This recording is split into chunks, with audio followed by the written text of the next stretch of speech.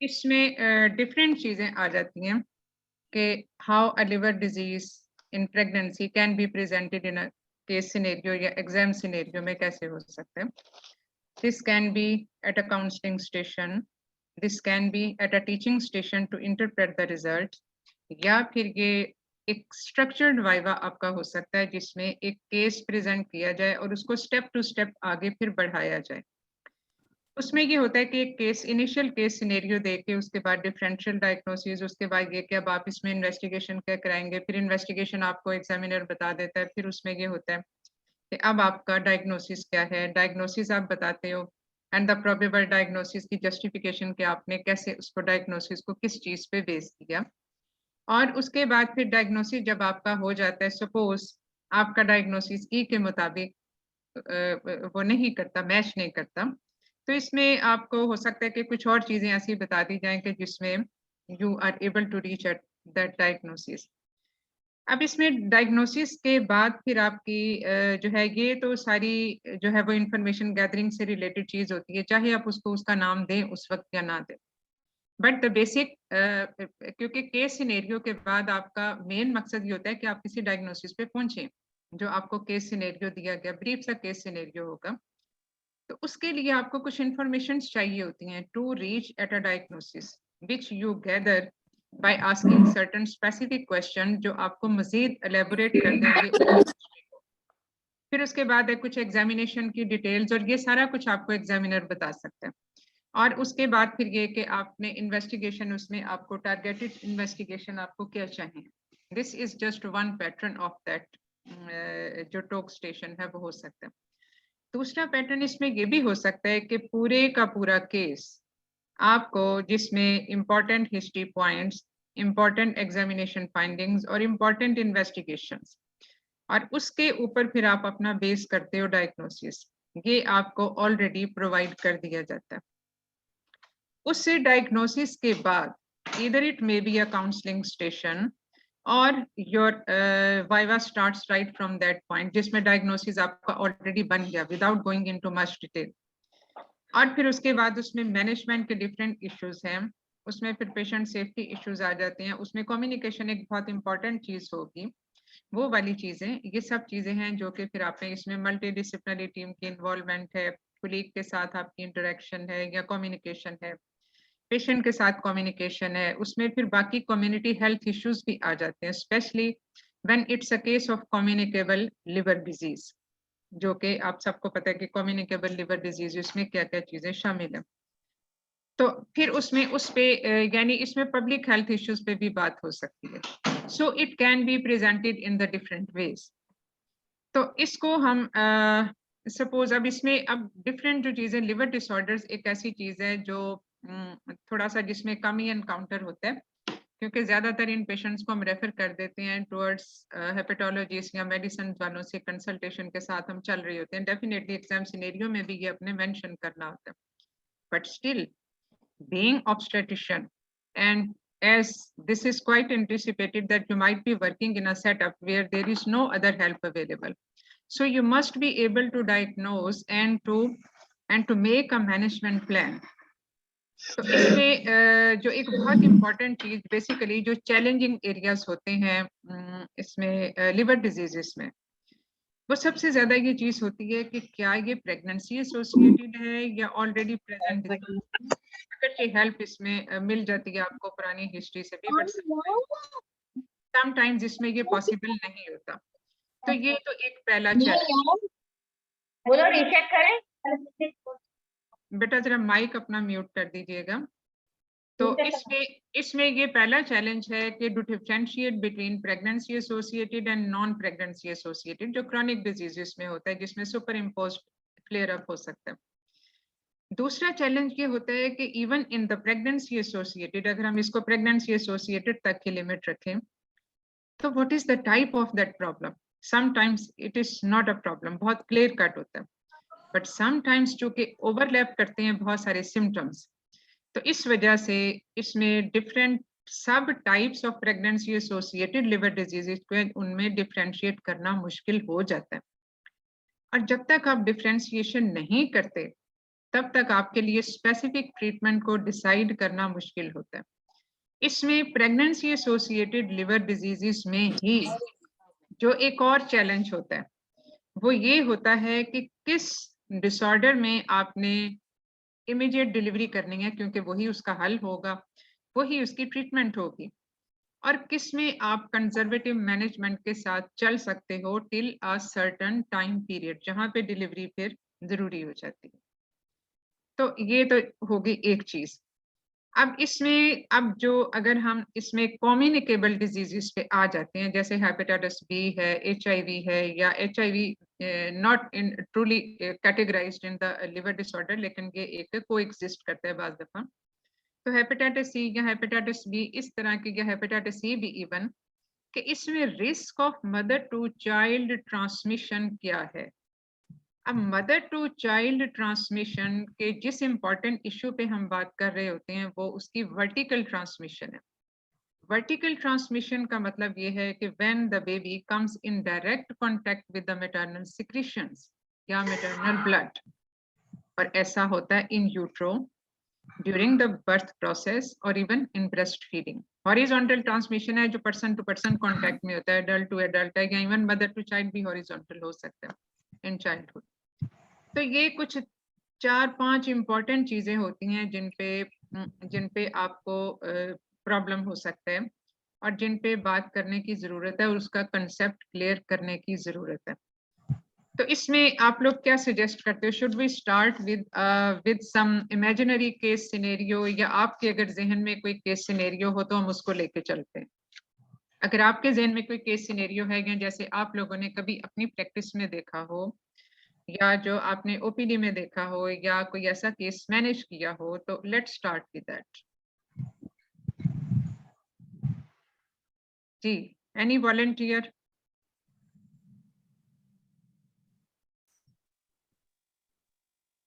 किसी को कोई केस याद नहीं है जिसमें जॉन्डिस इन या लिवर डिसऑर्डर इन प्रेगनेंसी में आपको ऐसा एनकाउंटर ड्यूरिंग योर रेजिडेंसी और during your practice thereafter? Ma'am hepatitis B with E antigen बड़े ज्यादा आ जाते हैं केसेस। जी, हेपेटाइटिस बी और उसके साथ जो उसकी ई एंटीजन वेरिएंट है ना, इलाइजा जब करवाते हैं वो बड़ा ज्यादा आ जाता है। Hepatitis E for elephant, am I नहीं राइट जी टू जी अंडरस्टैंड? जी एक है ना हेपेटाइटिस बी, है ना हेपेटाइटिस बी सरफेस एंटीजन, तो उसके सरफेस इन्फेक्टिविटी, एंटीजन, उसके साथ इन्फेक्टिविटी, हेपेटाइटिस सरफेस उसके साथ एंटीजन ज्यादा आ गया, और उसके साथ जो उसकी इन्फेक्टिविटी देखने के लिए हम ई एंटीजन करवाते हैं ना, इलाइजा, हाँ, वो ठीक है, ज्यादा आ जाते हैं केसेस। अच्छा। मैम उसको कैसे करना है? कोलिस्टेसिस बहुत ज्यादा आता है, obs cholestasis. Yes, you are right, क्योंकि ये जो है हम उनकी भी बात करते हैं जो हेपेटाइटिस ई और एस एंटीजन है। बेसिकली हेपेटाइटिस ई एंटीजन होता है और सरफेस एंटीजन होता है, दीज आर एंटीजेंस, ठीक है। तो let's talk on this issue first. अब जो हम ज्यादातर जो स्क्रीनिंग करते हैं अपने पेशेंट्स की, वो हेपेटाइटिस सरफेस एंटीजन के साथ कर रहे होते हैं। अब हेपेटाइटिस सरफेस एंटीजन जो होता है तो उसमें क्या अंडरस्टैंडिंग है? बेसिकली स्क्रीनिंग जो है वो उसके साथ होती है। तो हेपेटाइटिस सरफेस एंटीजन अगर पॉजिटिव आ जाए और उसके साथ हेपेटाइटिस ई एंटीजन भी पॉजिटिव आ जाए, तो व्हाट इट मींस इन्फेक्टिविटी है। तो इसमें हमें और मजीद क्या कराना चाहिए? मैम इसमें वायरल लोड करवाएंगे ना हेपेटाइटिस बी का, PCR 1। because it indicates that there is a recent infection। इसमें बेसिकली हमने वायरल लोड तो कराना ही है, लेकिन इसके साथ साथ हम एंटीबॉडीज लेवल भी कराते हैं, क्योंकि एंटीबॉडीज लेवल का बनना इंडिकेट करता है कि ये क्रॉनिक चल रहा है या ये एक्यूट इन्फेक्शन है, यानी अभी रिसेंट इन्फेक्शन है। IgM अगर आ जाएंगे तो रिसेंट इन्फेक्शन है। और अगर ये जो हम एंटीबॉडीज करवाते हैं वो हम C की कोर एंटीजेंस की करवाते हैं और सरफेस एंटीजन की करवाते हैं। बट E एंटीजन का पॉजिटिव आना मींस इन्फेक्टिविटी, हाईली इन्फेक्टिव। तो उसमें जो है वो PCR में हमें, अब इसमें जो वायरस होता है वो कौन सा होता है? RNA होता है या DNA होता है? DNA में DNA वायरस। हेपेटाइटिस बी में DNA वायरस है, C में RNA वायरस है।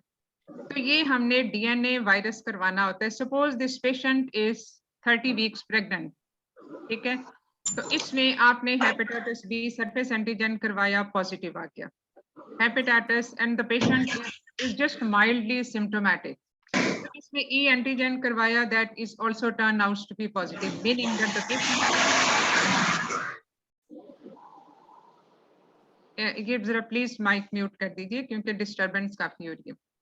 तो राबे नाम है शायद, राबे नाम है जिसका माइक ऑन है, राबिया रज़ाक। जी, हेलो, राबिया रज़ाक का माइक ऑन, उनको शायद पता ही नहीं। Okay okay. बेटा बिल्कुल ठीक है। तो इसमें DNA वायरस को फिर इसको इसलिए बाहर कि तार पे आप खड़ा कर, इसके ऊपर क्यों नहीं रखोगे? इसको बाहर तार पे खड़ा कर दो। और बेटा अपना माइक म्यूट कर दीजिए, डिस्टरबेंस है। तो इसमें फिर आप वायरस लोड को इंडिकेट करते हो। Why it is important to determine the virus load in that patient who has turned out to be hepatitis B positive. Why it is important? Do you offer any treatment during pregnancy? Ji ma'am, madam अगर virus load ज्यादा होगा तो फिर हम baby के लिए उसको medicine देंगे। मैम बिल्कुल। एंटीवायरल दे सकते हैं हम। एंटीवायरल मैम टिनोफोवीर DF जो है, बेबी ठीक के है, लिए ठीक है। यूज अब ऑफ ह्यूमन इसमें वायरस लोड को डिटरमिन करने का मकसद ही ये होता है कि इसमें हम इसकी ट्रीटमेंट ऑफर करें, और इसमें जैसे इंटरफेरॉन वगैरह तो कॉन्ट्राइंडिकेटेड होते हैं, but certain antiviral therapies can be offer, but at the same time आप इसको पैसिव जो है वो उसमें भी ट्रीटमेंट देते हो इम्यूनोग्लोबुलिन्स, और इसका मकसद क्या होता है? To decrease the viral load and to prevent or to minimize the mother to child transmission of that infection. जो hepatitis E positive E antigen के पॉजिटिव होने की सूरत में और वायरल लोड ज्यादा होने की सूरत में ये डेफिनेटली इसमें उसका जो ट्रांसमिशन रिस्क है वो बहुत हाई चला जाएगा, मे बी अप टू 40%। तो वो जो रिस्क ऑफ वायरस ट्रांसमिशन है उसको मिनिमाइज करने के लिए हमने एंटीवायरल थेरेपी उसको देनी होती है, यानी ये जो टिनोवर और इसके अलावा इम्यूनोग्लोबुलिन्स भी, और ये हम देते हैं बेसिकली हम 28 वीक से लेके अगर 32 वीक्स तक का टाइम पीरियड है और टिल 36 वीक्स हमने देनी होती है, और before the time of delivery हमने उससे कुछ 24 घंटे पहले बंद कर देनी होती है। अब इसमें यही वाला जो रूल है, मैम ये प्लीज सारा एंटीवायरल थेरेपी रिपीट कर दें। जी, इसमें जो एंटीवायरल थेरेपी है ये उस केस की हम बात कर रहे हैं जिसमें hepatitis E antigen B positive था, सरफेस एंटीजन बी पॉजिटिव था, क्योंकि जब भी ये एंटीजन पॉजिटिव आते हैं इसका मतलब है infection is there, virus is there in the body. अब वो वायरस कितना है उसका लोड को जानना जरूरी होता है, उसके खिलाफ एंटीबॉडीज बनी या ना बनी उसको भी जानना जरूरी होता है। लेकिन अगर हमारे पास सिर्फ 2 ही टेस्ट हों और उसके बेस पे हमने आगे चलना है तो PCR will be an essential test to be done. Virus load अगर ज्यादा है, अब वायरस लोड ज्यादा होने की भी कुछ कट ऑफ लिमिट्स होती हैं, तो उसमें फिर हम ऑफर करते हैं पेशेंट को एंटीवायरल थेरेपी और इम्यूनोग्लोबुलिन्स। ऑब्जेक्टिव उसका ये होता है कि हम वायरस लोड को कम करें ताकि जो mother to child transmission risk है उसको हम मिनिमाइज कर सकें। अब ये जो mother to child transmission risk को मिनिमाइज करने वाला जो कंसेप्ट है या ऑब्जेक्टिव है, that stands true for HIV also. वहां पे तो हम CD4 काउंट और वायरल लोड दोनों के हिसाब से चलते हैं, और उसमें भी हम एंटीवायरल थेरेपी ऑफर करते हैं पेशेंट को ताकि mother to child transmission of HIV virus कम किया जा सके। तो ये चीज इसमें भी ऐसी होती है। अब बात ये है कि इसमें कुछ तो हमें सिम्टोमेटोलॉजी से पता चल जाएगा। अब जब हम हिस्ट्री लेने पे आते हैं तो इसमें डेफिनेटली एक इन्फेक्शन हो गया पेशेंट को, कहाँ से हुआ ये थोड़ा सा सोर्स जानना आपके लिए जरूरी होता है, जिसमें फैमिली हिस्ट्री भी इम्पोर्टेंट होगी, हिस्ट्री ऑफ एक्सपोजर इम्पोर्टेंट होगी, और इसमें बाकी सारी चीजें जो रिस्क फैक्टर्स होते हैं, इंजेक्टेबल, ब्लड ट्रांसफ्यूजन, ये सब चीजें इसमें हिस्ट्री लेना जरूरी होता है। और इसके अलावा जब आप ये चीजें दो करते हो कि हेपेटाइटिस सी एंटीजन और सरफेस एंटीजन पॉजिटिव और DNA वायरस को आपने देख लिया, इसके साथ साथ लिवर स्टेटस को देखना भी जरूरी होता है। यूजुअली अमूमन जो अल्ट्रासाउंड लिवर स्कैन हम करवाते हैं इसमें बहुत ज्यादा जो मार्क्ड चेंजेस होते हैं आज डिस्टरबेंस बहुत है ये क्लास में, मेरा ख्याल है कुछ का शायद माइक का इशू है या क्या है, तो ये मैम जरा आप प्लीज। म्यूट करवा दें इनको। मैम आप इमरान भाई को सबको म्यूट करवा दें। एक्चुअली अगर मैं वो करूंगा ना तो वो फिर दोबारा कभी क्लास नहीं ज्वाइन कर सकेंगे, खुद ही बेहतर ये है कि वो खुद से अपना माइक ऑफ रखें। हाँ, क्योंकि इससे फिर डिस्टरबेंस बहुत होती है, तो जरा प्लीज अपने अपने माइक्स को रिव्यू कर लें। तो एनीवे इसमें हम जो बात कर रहे थे कि इसमें जो बाकी टेस्ट होते हैं वो भी इम्पोर्टेंट होते हैं to know the liver status. अब इसमें LFTs को देखना जरूरी होता है। अब बाज दफा ये भी होता है, ये सिनेरियो इस तरह से भी हो सकता है, ये तो एक सिंपल चीज थी कि ये इस तरह से हेपेटाइटिस ई एंटीजन भी पॉजिटिव आ गया और क्या। अब इसमें LFTs की रिपोर्ट भी आपको दे दी जाती है, फिर LFTs रिपोर्ट के ऊपर आपने कमेंट करना होता है कि what do you think about. अब डिफरेंट जो हेपेटाइटिस ई है, सी है या ए है या बी है, उसमें LFTs का पैटर्न कभी कभी फर्क भी हो सकता है, या जो pregnancy associated specific liver disorders हैं उनमें LFTs का पैटर्न फर्क हो सकता है। तो ये भी आपको डिमार्केशन पता होनी चाहिए कि किस में, जैसे कोलिस्टेसिस है उसमें क्या चीजें ज्यादा रेस होती हैं, वायरल हेपेटाइटिस एक्यूट और क्रॉनिक की प्रेजेंटेशन क्या होती है और उसमें LFTs किस तरह से डिस्टर्ब होते हैं। तो इसलिए जो है वो इसमें ये सारी चीजों की इंफॉर्मेशन आपको होना जरूरी है। Anyway coming back to the this scenario, इसमें हमने LFTs करवाए, लिवर स्कैन करवाया। अब LFTs की रिपोर्ट एक्यूट इन्फेक्शन में और क्रॉनिक इन्फेक्शन में फर्क होगी। Apparently this seems to be a case of acute infection, लेकिन acute infection के साथ हमें symptomatology पे भी फोकस करना पड़ेगा, क्योंकि इसके जो symptoms हैं उसके साथ हम बेसिकली इन टेस्टों को हम क्लिनिकली कोरिलेट कर रहे होते हैं। तो उसकी treatment along with antiviral and immunoglobulins, बाकी ट्रीटमेंट भी important हो जाएगी, which needs to be mentioned. So you must have a panoramic view on the management and on the review of the case and on the management and the lateral things. अब lateral things इसमें क्या आ जाएंगी? इसमें एक तो infectivity state आपने देख ली, आपने फोकस किया मदर टू चाइल्ड ट्रांसमिशन पे, वो आपने मिनिमाइज करने के लिए थेरेपी स्टार्ट कर दी।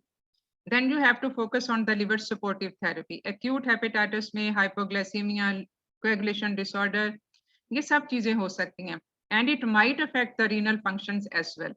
उन सब चीजों पे आपने नजर रखनी है, और इसके अलावा फीटल मॉनिटरिंग करनी है। इसको टेस्टों को रिपीट आपने कितनी कितनी देर के बाद करना है, वो आपके लिए इम्पोर्टेंट हो जाएगा।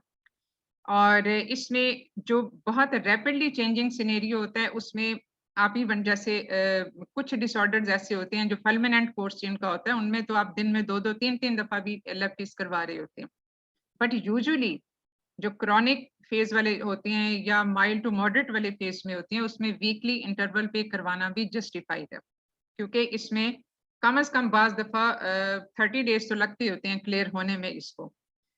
तो इसमें इसके बाद जो एक बड़ी इंपॉर्टेंट चीज होगी which needs to be considered and needs to be mentioned, वो ये कि इसमें क्या टाइम ऑफ डिलीवरी अफेक्ट होगा इस एंटीजन के पॉजिटिव होने से या नहीं होगा।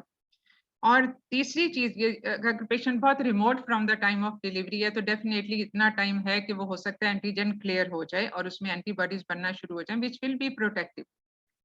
बट इन अ वेरी एक तो थर्ड ट्राइमेस्टर का जो है उसमें फिर risk of vertical transmission at the time of birth can be increased, और इसमें प्री टर्म डिलीवरी के भी चांसेस होते हैं अगर एक्यूट कोर्स के साथ पेशेंट आए तो इसमें prevention of the vertical transmission at the time of birth and what to be offered to the neonate after birth. फिर breast feeding हमने करवानी है उसको या नहीं करवानी, ये सारे important issues हो जाएंगे। तो इसमें the patient positive for antigen E and क्योंकि अगर E positive है तो इसमें 90% ट्रांसमिशन के रिस्क हो जाते हैं to the child, to the intrauterine fetus।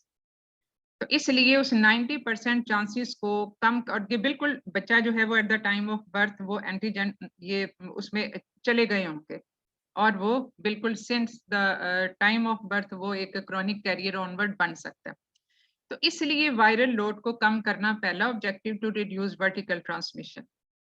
फिर उसके बाद इसमें सिजेरियन सेक्शन इंडिकेटेड नहीं होता to reduce the vertical transmission, क्योंकि ऑलरेडी वो हो चुकी होती है, लाइकर भी है, ब्लड भी सारा वो उसको वही तकरीबन शेयर कर रहा है।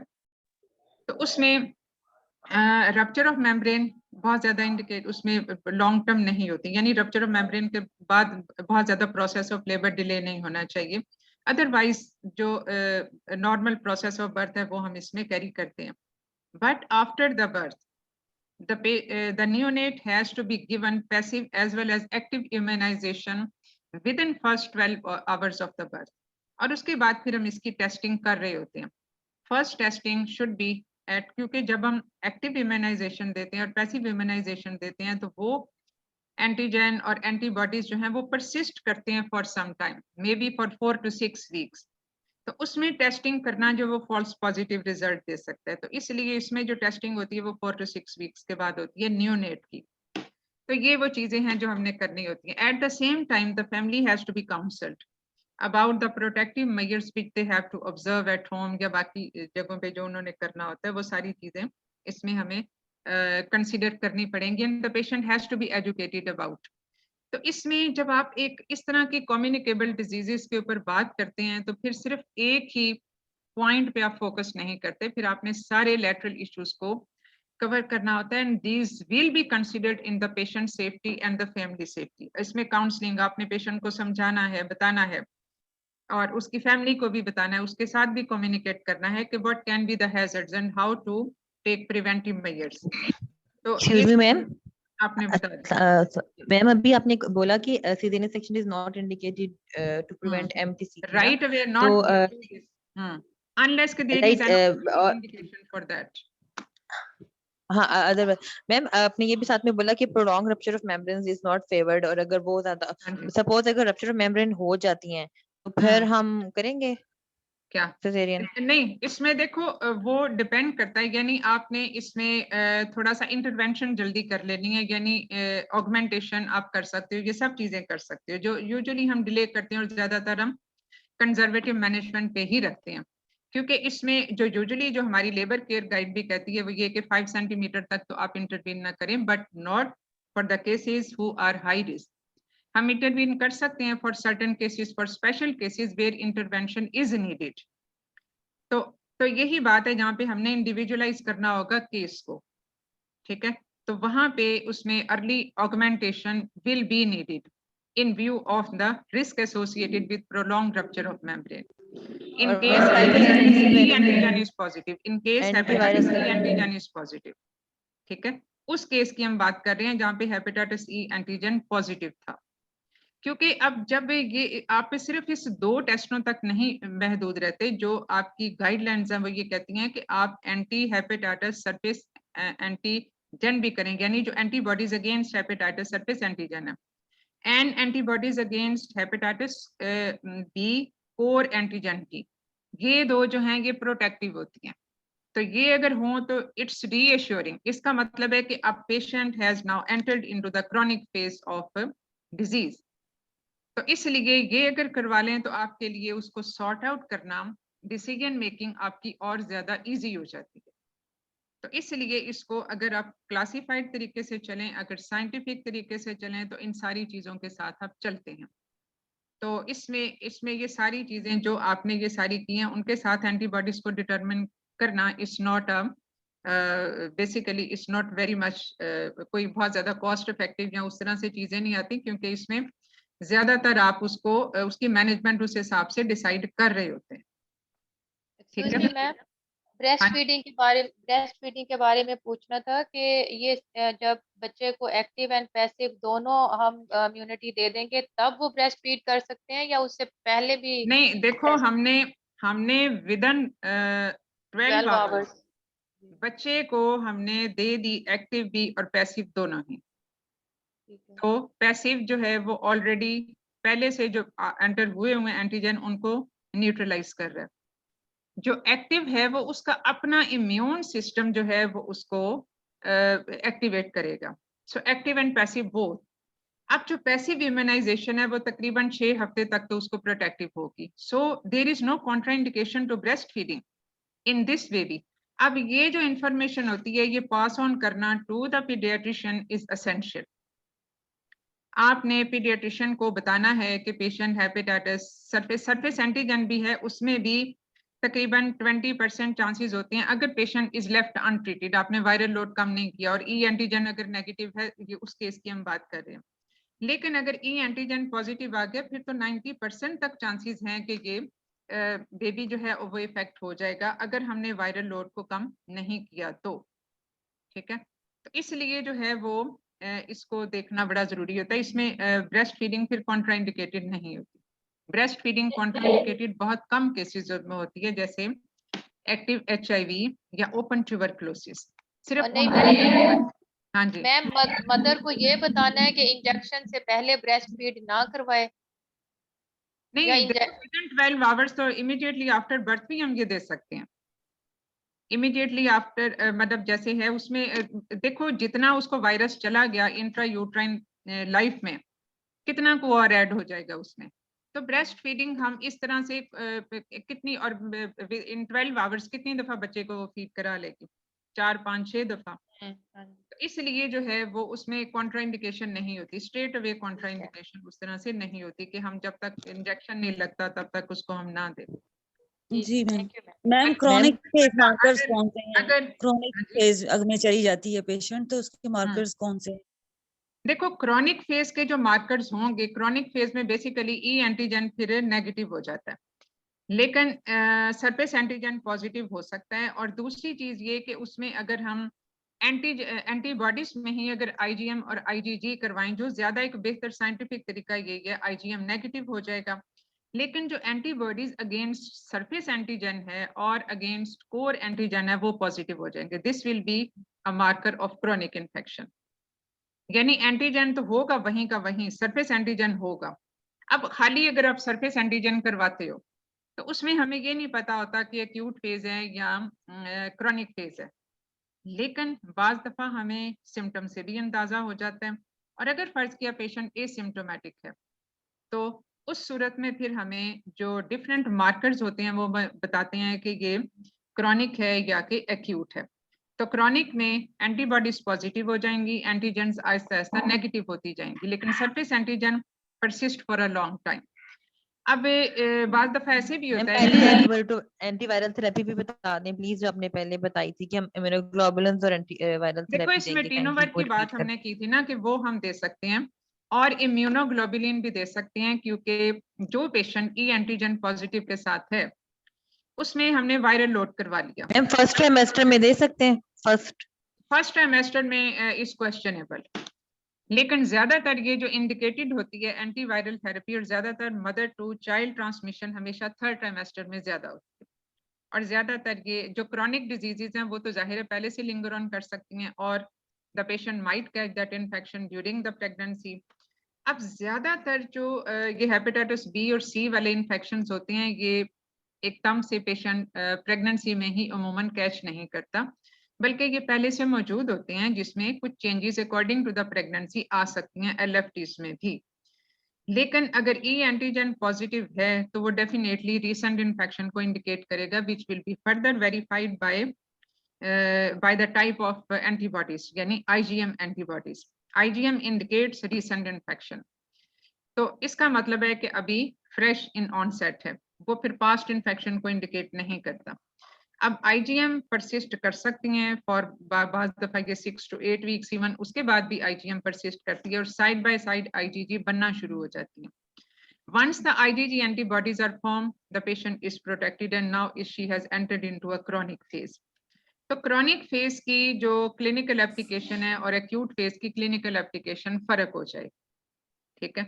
तो यहाँ पे हमने ये दो चीजें अब के इसमें कैसे हमने करना है। अब इसमें देखो ये जो सब टाइप्स हैं ये हेपेटाइटिस सी में नहीं होती, ये हेपेटाइटिस बी के ही डिफरेंट एंटीजेंस होते हैं, सरफेस है, कोर एंटीजेंस है और ई एंटीजेंस है।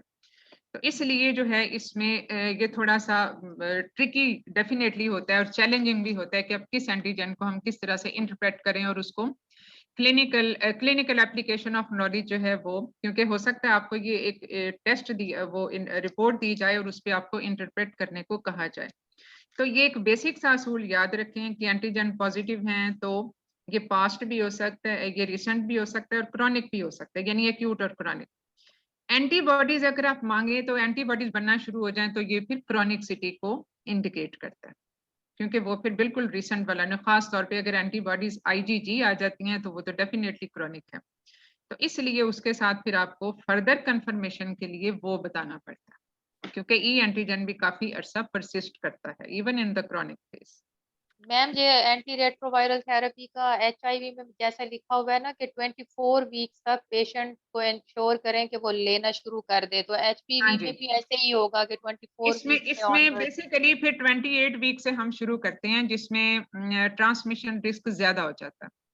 तो ये हम 28 वीक से लेके 32 वीक तक किसी भी टाइम पीरियड पे शुरू करते हैं, और ये टाइम ऑफ डिलीवरी तक फिर चलता जाता है।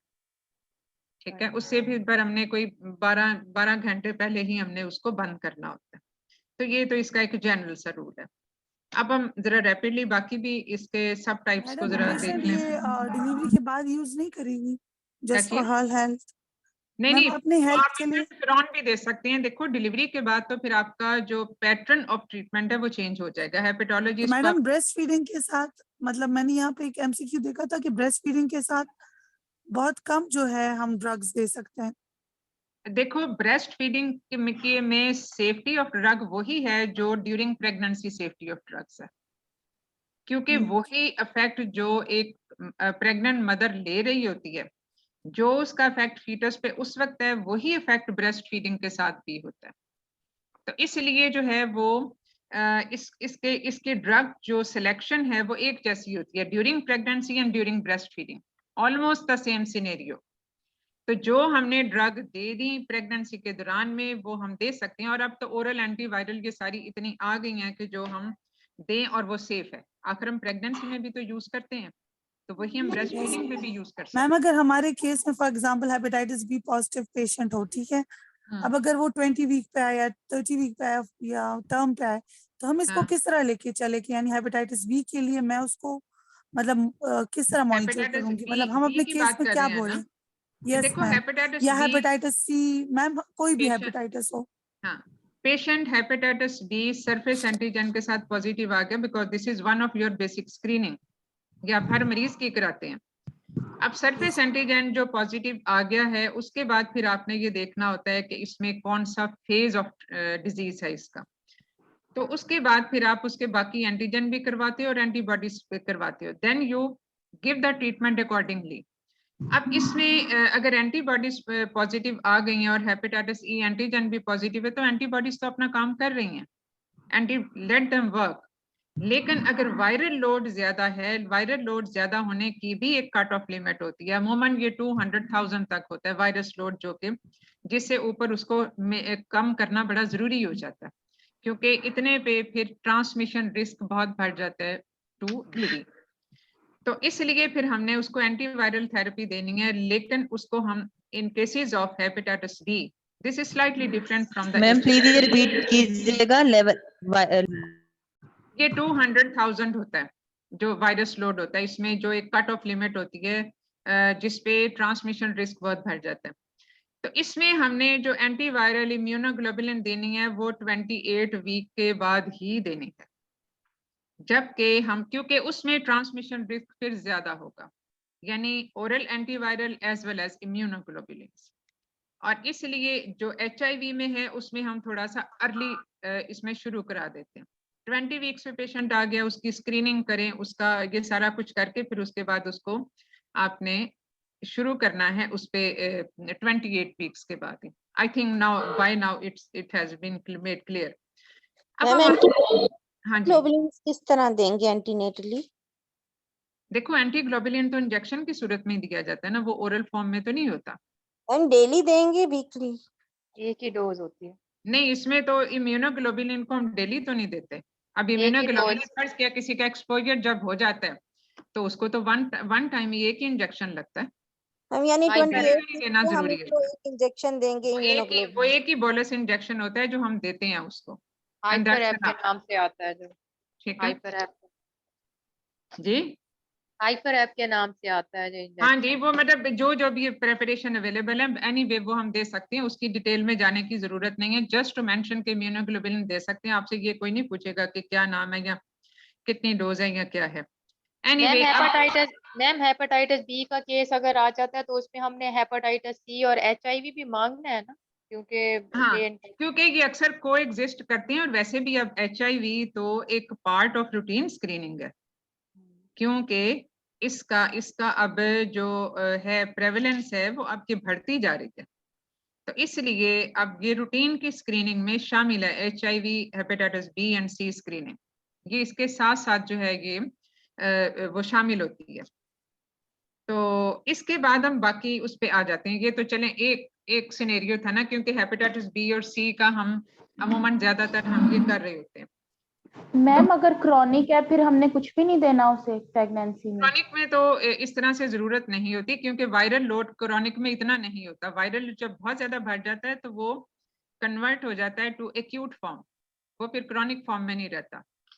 क्रॉनिक फॉर्म में वायरस लोड इतना नहीं होता, लेकिन फिर भी आप उसको असर्टन करने के लिए वायरस लोड फिर भी चेक करा लेते हो, और अमूमन वायरस लोड अगर ज्यादा ना हो तो फिर आप नहीं देते, फिर आपने इम्यूनोग्लोबुलिन और वो बाकी चीजें जो है वो एंटीवायरल थेरेपी आपको देने की जरूरत नहीं रहती।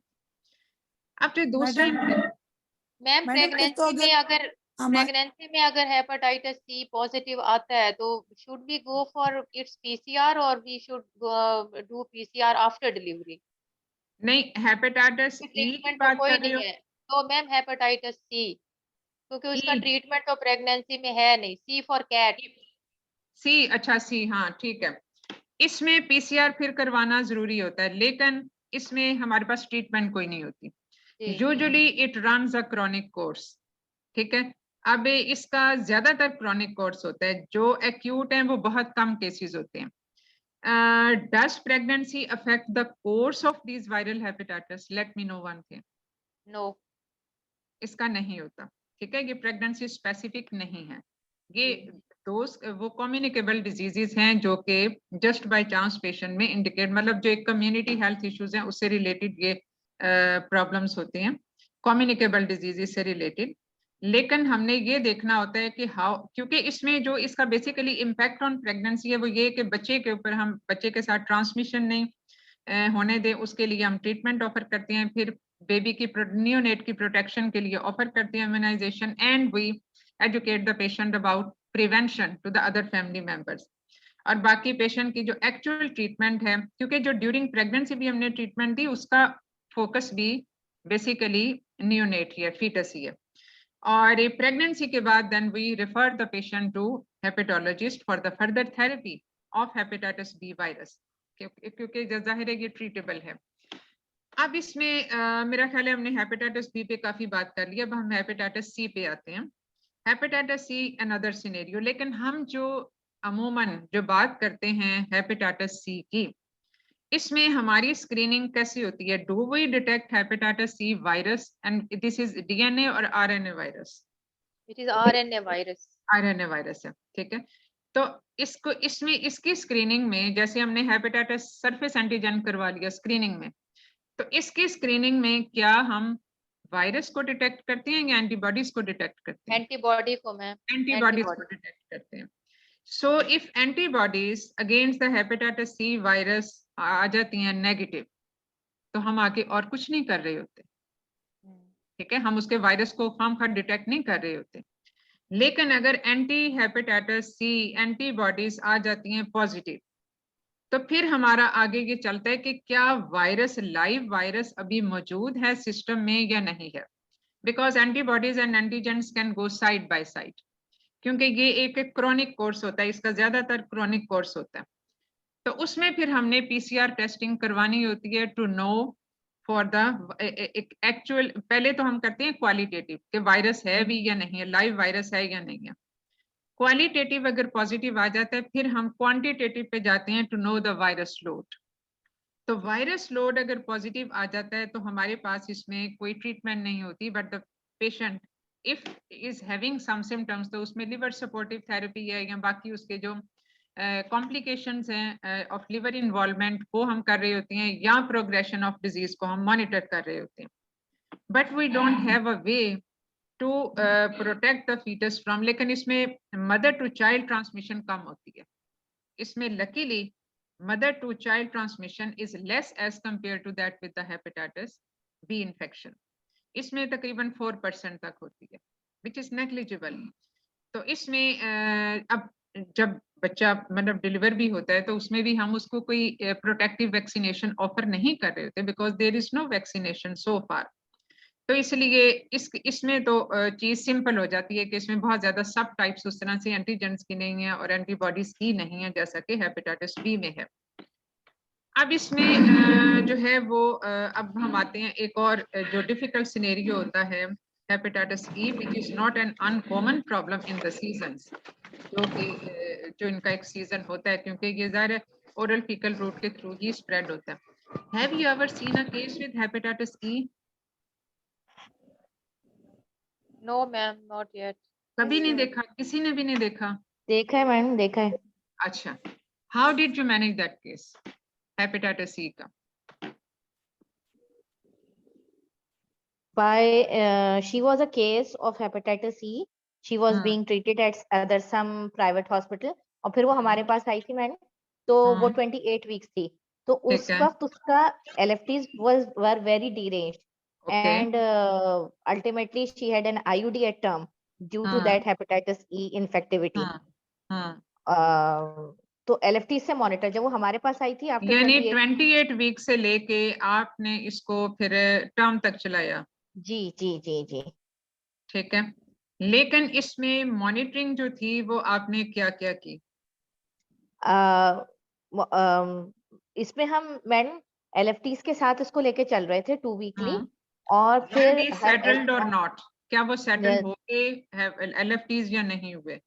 जी हो गए थे. LFTs वर सेटल्ड और सपोर्टिव थेरेपी दी थी with the help of the physician.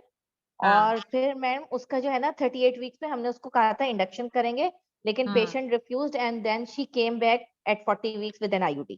Okay, अब हेपेटाइटिस सी की this is one of the treatment options. Hepatitis C अमूमन उन जैसे हेपेटाइटिस ए भी है उन इन्फेक्शंस में से है जो कि सेल्फ लिमिटिंग इन्फेक्शंस होते हैं. अगरचे कभी कभी अगर पेशेंट का बहुत ही अच्छा इम्यून सिस्टम हो तो हेपेटाइटिस बी और एस जो सी है वो भी सेल्फ लिमिटिंग हो सकते हैं कि क्लियर हो जाता है वायरस खुद ही.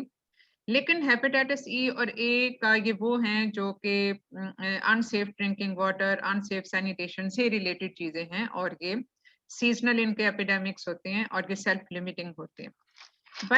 But this is one of the viruses जो कि प्रेगनेंसी को इफेक्ट करता है और ये बेसिकली फीटस को भी इफेक्ट करता है और प्रेगनेंसी इसके कोर्स को इफेक्ट करती है क्योंकि इसमें definitely during pregnancy the immune system is a little bit knock down.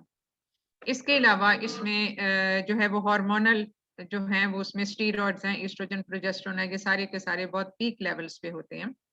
Sometimes there is genetic predisposition as well. So the course of the disease in hepatitis E especially is many a times fulminant.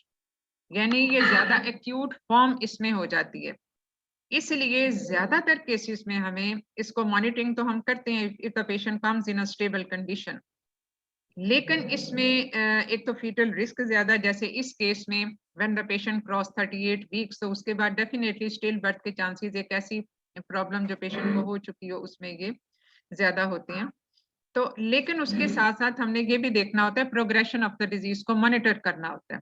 N infection which should be cleared by 2 weeks वो अगर linger on करता है तो sometimes pregnancy termination is indicated for the safety of mother. क्योंकि इसमें अब इसकी specific therapy तो नहीं है, इसकी कोई वैक्सीनेशन भी नहीं है. वैक्सीनेशन अगरचे ट्रायल फेज में थी, ये चाइना वालों ने ही बनाई थी, लेकिन वो अभी तक ट्रायल फेज में ही है. तो इस वजह से इसमें हमें ज्यादातर केसेस में जो ज्यादातर देखने में आते हैं जो ऑब्जर्वेशन है वो ये कि इसमें हमें प्रेगनेंसी को टर्मिनेट करना पड़ सकता है. But if the patient presents in mild form और हमें नहीं पेशेंट का पता होता कि इम्यून सिस्टम का स्टेटस क्या है या बाकी सब चीजें, तो इसमें हम कंजर्वेटिव मैनेजमेंट पे रख सकते हैं. But be prepared for the termination of pregnancy अगर इसमें प्रोग्रेशन ऑफ डिजीज वर्सन होती जाती है. और यही चीज जो है ये चीज तो खास तौर पे हेपेटाइटिस सी के साथ है कि जिसमें फॉर प्रोग्रेशन ऑफ डिजीज हमें करना पड़ा, ठीक है। अगर ये प्रेगनेंसी रिलेटेड नहीं है, ये प्रेगनेंसी स्पेसिफिक नहीं है, लेकिन इसका कोर्स ऑफ डिजीज जो है that is influenced by the pregnancy. तो कोर्स ऑफ डिजीज जो है ये प्रेगनेंसी, इसका प्लेसेंटा से कोई ताल्लुक नहीं। प्रेगनेंसी एसोसिएटेड वो है जिसका प्लेसेंटल हार्मोन से ताल्लुक होगा, प्लेसेंटा से ताल्लुक होगा, वो प्रेगनेंसी एसोसिएटेड है। लेकिन इसमें ये one of the viral hepatitis, लेकिन इसका कोर्स ऑफ डिजीज ज्यादा फल्मिनेंट होगा। तो इसीलिए इसमें जो यूजुअल लिवर सपोर्टिव थेरेपी होती है, इसमें हाइपोग्लाइसीमिया को देखना है, अपने कोएगुलेशन डिसऑर्डर को देखना है, लिवर फंक्शन के स्टेटस को देखना है कि वो वर्सन तो नहीं हो रहे। और इसमें हमें हर हफ्ते में हमें, बल्कि बाद दफा हफ्ते से भी पहले अगर पेशेंट के सिम्टम वर्सन होना शुरू हो जाए तो इसमें हमें वो मॉनिटरिंग चाहिए होती है, and foetal monitoring of course, क्योंकि इसमें प्री टर्म लेबर के चांसेस और इसमें IUGR के और स्टिल बर्थ के चांसेस भी बढ़ जाते हैं। तो इसलिए इन सारी चीजों पे हमें फोकस करना पड़ता है।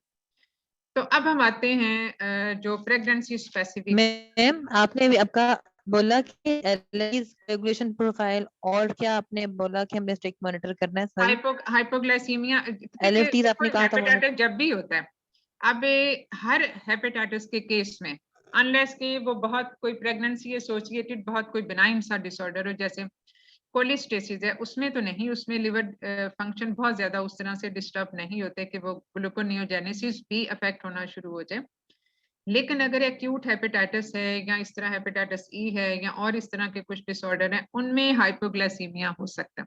यही वजह है कि लिवर डिसऑर्डर के पेशेंट्स को हमेशा जो कंसंट्रेटेड ग्लूकोज इन्फ्यूजन्स हैं वो दी जाती हैं, या बाद दफा ओरली भी हम उसमें ये देते हैं। तो इसलिए जो है वो इसमें फंक्शन सारे मॉनिटर करना जरूरी होता है।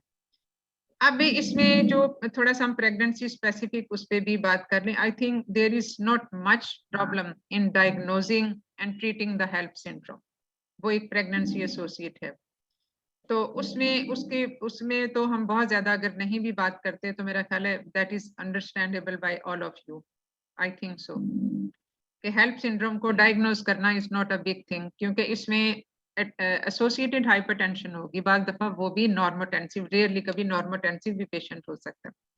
Patient present with certain symptoms, और उसके अलावा जो इसमें खास तौर पे जो लैब डिसऑर्डर्स हैं, तो लैब डिसऑर्डर जो हैं वो इसमें हेमोलिसिस का होगा, और बाकी एलिवेटेड लिवर एंजाइम्स हैं, और बाकी प्लेटलेट्स कम हो जाएंगे।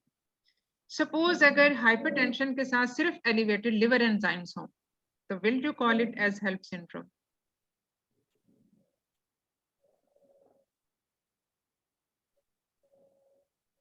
मैम यस कह सकते हैं मैम, इसको हेल्प कर सकते हैं। अगर हाइपरटेंशन के साथ खाली लिवर एंजाइम्स एलिवेटेड हों, जी मैम कर सकते हैं, हेल्प कर सकते हैं। हेल्प सिंड्रोम कहेंगे क्या? कहेंगे क्योंकि ना हेल्प जरूरी नहीं सारे कंपोनेंट इंक्रीज हो, हेल्प नहीं, इसको ये severe pre eclampsia, severe pre eclampsia level होगा, नो नॉट हेल्प। ऐसे कहेंगे प्लेटलेट्स लो नहीं होंगे तो ये हेल्प नहीं है। देखो प्री एक्लेम्सिया में अगर 40% केसेस में प्रोटीन यूरिया एसोसिएटेड होता है, और हम ज्यादातर हाइपरटेंशन प्रोटीन यूरिया को प्री एक्लेम्सिया कहते हैं, लेकिन प्री एक्लेम्सिया जो है बेसिकली जैसे हाइपरटेंशन अब वेस्कुलर डिजीज है, हाइपरटेंशन बेसिकली तो वेस्कुलोपैथी है और उसमें वेस्कुलर स्पेज्म होता है, so it's everywhere, it's affecting every organ of the body. ये मल्टी सिस्टम डिसऑर्डर है। Pre eclampsia is a multi system disorder. अब hypertension associated with any other organ dysfunction is labelled as pre eclampsia. अब एक उसमें liver भी आ जाता है, उसमें किडनीज भी आ जाती हैं, उसमें ब्रेन भी आ जाएगा, उसमें बहुत सारी चीजें, सारे ऑर्गन्स बेसिकली आ जाते हैं। तो अगर हाइपरटेंशन के साथ एसोसिएटेड है खाली elevated liver enzyme, this will be called as pre eclampsia, not HELLP syndrome.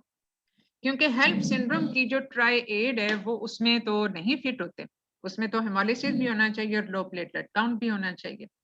तो इसलिए जब तक ये तीनों चीजें नहीं होती हम नहीं करते। अब हेल्प सिंड्रोम और खाली elevated liver enzymes pre eclampsia जो आ गया, इसको भी हम कंजर्वेटिव मैनेज कर सकते हैं। क्या हेल्प सिंड्रोम को हम कंजर्वेटिवली मैनेज कर सकते हैं? Yes ma'am.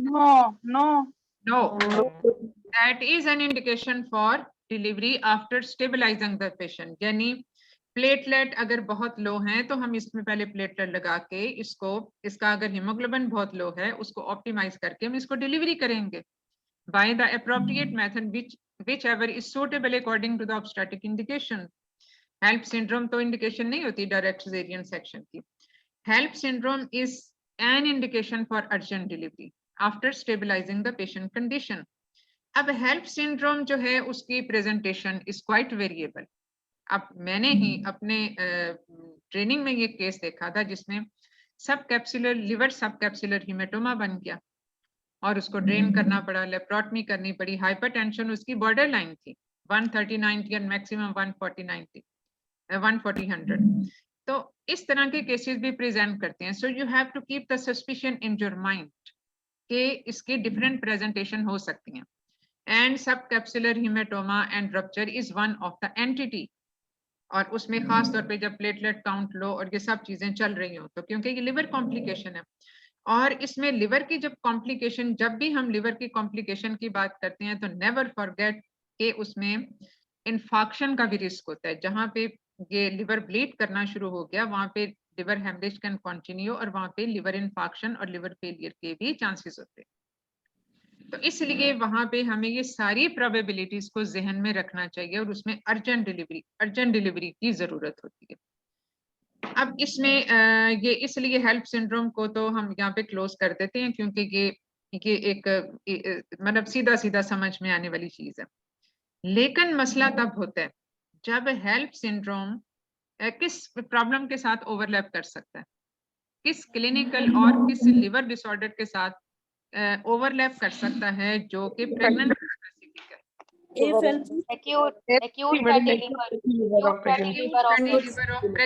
acute fatty liver of pregnancy. तो ये वो दोनों चीजें हैं जिनमें एक तो अर्जेंट डिलीवरी बहुत जरूरी है और इन दोनों के सिम्टम्स ओवरलैप कर जाते हैं, ज्यादातर ओवरलैप कर जाते हैं. लेकिन ज्यादा जो फल्मिनेंट कोर्स होता है वो एक्यूट फैटी लिवर में होता है. यानी उसमें encephalopathy, hypoglycaemia, coagulation disorder, renal failure, ये सब चीजें हो रही होती हैं, बड़े फास्ट फॉरवर्ड रेट पे हो रही होती हैं. इतना फल्मिनेंट कोर्स अमूमन हेल्प सिंड्रोम में नहीं होता. इसमें लिवर एसोसिएटेड इमरजेंसीज हो सकती हैं लेकिन एनकेफेलोपैथी तक की नौबत जरा कम आती है. तो ये कुछ क्योंकि इनके जो बाकी लिवर एंजाइम्स का रेस होना और बाकी लिवर के जो जीजीटी का रेस होना, जो बाकी फॉस्फेटेज है, ये सब चीजें, बिलीरुबिन लेवल हेल्प में तो कम होंगे लेकिन इसमें acute fatty liver of pregnancy में ज्यादा रेस होते हैं. तो वो किसी हद तक हैं लेकिन आपको वो कंफर्म नहीं करती डायग्नोसिस. तो इसलिए ज्यादा कंफ्यूजन इन दो को डिफरेंशिएट करने में होती है. लेकिन हम क्लिनिकल सिम्टोमेटोलॉजी, क्योंकि acute fatty liver of pregnancy इतना रैपिडली प्रोग्रेसिव प्रॉब्लम है कि इसमें हमें हर 4-6 घंटे बाद लिवर फंक्शन टेस्ट कराने पड़ते हैं और इसमें अर्जेंट डिलीवरी इज इंडिकेटेड. इसमें पेशेंट पीपीएच में जा सकता है, लिवर फेलियर में जा सकता है, लिवर नेक्रोसिस में जा सकता है, जो कि हेल्प सिंड्रोम में अगरचे रेयरली है लेकिन उसमें भी चांसेस होते हैं, लेकिन कम, इसमें कम चांसेस होते हैं.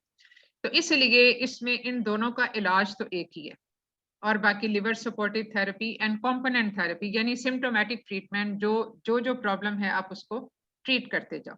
तो ये दोनों चीजें. What is the other commonly encountered liver problem जो आपको ज्यादा ऑब्जर्व करने में आता है about the pregnancy specific liver disorder? कौन सा? ऑब्स्टेट्रिक कोलिस्टेसिस. ठीक है, ये हमें ज्यादा देखने में आता है. ऑब्स्टेट्रिक कोलिस्टेसिस. हाँ जी, वही उसी की हम बात कर रहे हैं. ऑब्स्टेट्रिक कोलिस्टेसिस का डायग्नोसिस क्या आसान है?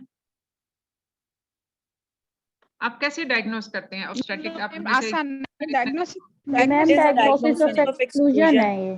जी, डायग्नोसिस ऑफ एक्सक्लूजन, ठीक है, ये भी सही है. और क्लिनिकली है कि generalised pruritus more pronounced on palms and soles. एक तो ये हो गया, वो तो किसी भी कोलिस्टेसिस में ऐसे ही होगा. यानी अगर after delivery there will be resolution of pruritus. नहीं, हम तो अभी सिर्फ प्रेगनेंसी की बात कर रहे हैं. प्रेगनेंसी के बाद तो वो कंफर्म हो ही जाएगा, लेकिन हम प्रेगनेंसी के बाद की बात कर रहे हैं.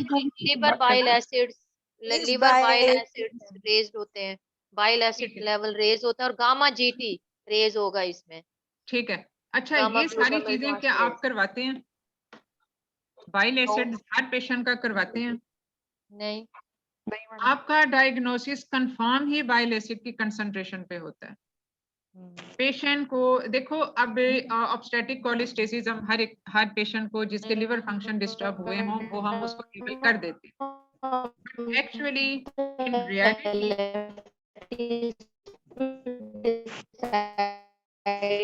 अब ये म्यूजिक कहाँ से स्टार्ट हो गया?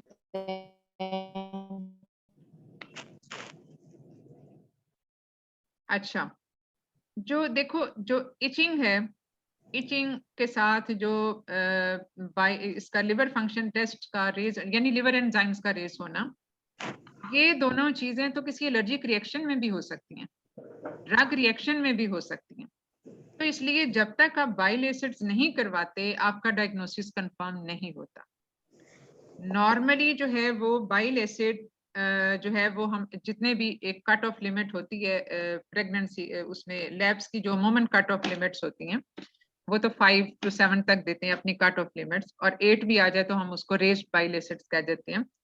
लेकिन इसमें बाइल एसिड लेवल का एक खास लेवल तक पहुंचना जरूरी होता है कि उससे ऊपर हो तो आप इसमें सस्पिशन शो करते हैं ऑब्स्टेट्रिक कोलिस्टेसिस की, क्योंकि obstetric cholestasis mean that this is exclusively due to pregnancy itself, not due to any other factor. उस अदर फैक्टर में कोई ड्रग रिएक्शन भी हो सकता है, इसमें कोई इंट्राहेपेटिक या extrahepatic cholestasis due to different reason, कोई क्रॉनिक वायरल हेपेटाइटिस भी हो सकता है, ड्रग रिलेटेड भी हो सकता है, उसमें गॉल स्टोन्स की वजह से भी हो सकता है, बाइल डक्ट ऑब्स्ट्रक्ट हो जाए तो उसकी वजह से भी हो सकता है, अगरचे उनमें टाइप ऑफ या हेमोलिसिस की वजह से भी बाज दफा ये बिलीरुबिन लेवल रेज हो सकता है। लेकिन इसके जो डायग्नोस्टिक क्राइटेरिया में जो लैब वैल्यूज में bilirubin usually normal, ALT AST mildly raised and bile acids remarkably raised, ये इसका डायग्नोस्टिक क्राइटेरिया है। And GGT is also raised. इसमें अल्कलाइन फॉस्फेटेज पे हम इसलिए बात नहीं करते कि that is normally raised during pregnancy, इसलिए कि वो प्लेसेंटा से भी बन रहा होता है, फीटल बोन मैचुरेशन से भी बन रहा होता है। तो इसलिए इसमें हमने बाकी चीजों को पहले रूल आउट करना है और फिर हमने इसकी स्पेसिफिक इन्वेस्टिगेशन के साथ इसको हमने कंफर्म करना होता है। अब इसको कंफर्म करना क्यों जरूरी होता है? अगर फर्ज किया बाइल एसिड जो है वो माइल्डली रेज्ड है, यानी इतने बहुत ज्यादा नहीं है, सपोज अगर कट ऑफ लिमिट उसकी 5 है और आ जाते हैं 15, ये माइक्रोमोल में होते हैं, माइक्रोमोल पर लीटर, तो क्या उसमें हम ट्रीटमेंट ऑफर करते हैं पेशेंट को और क्या ट्रीटमेंट देते हैं? मैम यूजुअली आप अपने पेशेंट्स को कैसे ट्रीट करते हो? एक तो पेशेंट ने पाम और सोल्स पे ये इचिंग का वो बता दिया सारा कुछ, अर्सोडीऑक्सीकोलिक एसिड देते हैं ma'am, ursodeoxycholic acid, calamine lotion for itching. ठीक है, वो तो ठीक है, वो तो कोई भी कंडीशन हो, स्किन और विटामिन के देते हैं 36 वीक से, विटामिन के 36 वीक्स पे देते हैं। हाँ जी। Do you all give vitamin K in all patients of cholestasis? No ma'am, जब तक PT रेंज नहीं हो, डी रेंज नहीं होगा उस वक्त तक नहीं देंगे। LFTs तो डी रेंज हो जाते हैं। देखो LFTs करवाएंगे, क्लॉटिंग प्रोफाइल कराएंगे, क्लोटिंग प्रोफाइल करवाएंगे, यस, लेकिन इसका क्लिनिकल मार्कर क्या होता है? विटामिन के उनको देते हैं ना जिनको स्टेटोरिया हो या यस यस, हाँ, जिनमें स्टेटोरिया हो सिर्फ उसमें विटामिन के, क्योंकि तब फैट सॉल्युबल विटामिन नहीं बन रहे होते, एब्जॉर्ब नहीं हो रहे होते, तो सिर्फ उसमें जहाँ पे स्टेटोरिया हो वहां पे आप विटामिन के उनको देते हैं, अदरवाइज नॉट इंडिकेटेड। और इसमें ये कि LFT डी रेंज होते हैं, कोलिस्टेसिस आपने कह दिया, लेकिन ऑब्स्टेट्रिक कोलिस्टेसिस आप तब कहोगे जब बाइल एसिड रेस होंगे। कोलिस्टेसिस अदर देन ऑब्स्टेट्रिक भी हो सकता है। बास पेशेंट जो हैं वो प्रोजेस्ट्रोजन बहुत ज्यादा ले रहे होते हैं एज अ थेरेपी, तो उसमें हो सकता है।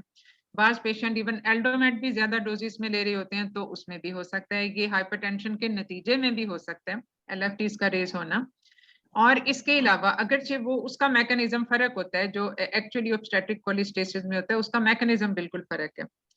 और इसके अलावा डिफरेंट ड्रग्स हैं जो कि उसको सबसे ज्यादा तो इसमें जो पैरासीटामोल टॉक्सिसिटी होती है ऑब्स्ट्रेटिक कोलिस्टेसिस उसमें भी हो सकता है। तो सबसे कॉमन कॉज इसकी ड्रग रिलेटेड है, डिफरेंट ड्रग्स जो कि जिसके बारे में हम अमूमन सोचते भी नहीं है। इवन एरिथ्रोमाइसिन आप देते हैं उसके नतीजे में ये कोलिस्टेसिस हो सकता है, और इसी तरह से जो आइसोनाइजेट जो ट्यूबरकुलोसिस के लिए देते हैं उसके नतीजे में हो सकता है। तो ये सारी चीजें वो हैं या जो पेशेंट जो कार्डियक पेशेंट कुछ जो एंटी लिपिड ड्रग्स ले रहे होती हैं उसके नतीजे में हो सकता है, या इसी तरह से जो ओबेसिटी को कम करने वाली मेडिसिन होती हैं उसके नतीजे में ये हो सकता है। तो इसलिए हमें पहले उसकी कॉज को असर्टन करना है और उसके बाद देना है। But when the LFTs are deranged and the bile acids are normal, तो उसमें उसकी फिर ट्रीटमेंट क्या होगी? बाइल एसिड नॉर्मल आ गए लेकिन LFTs deranged हैं, तो उसमें उसकी ट्रीटमेंट क्या होगी? मैम वो अर्सो डीऑक्सीकोलिक एसिड देते हैं मैम, जो इम्प्रूव करता है लिवर फंक्शन को भी और इचिंग को भी।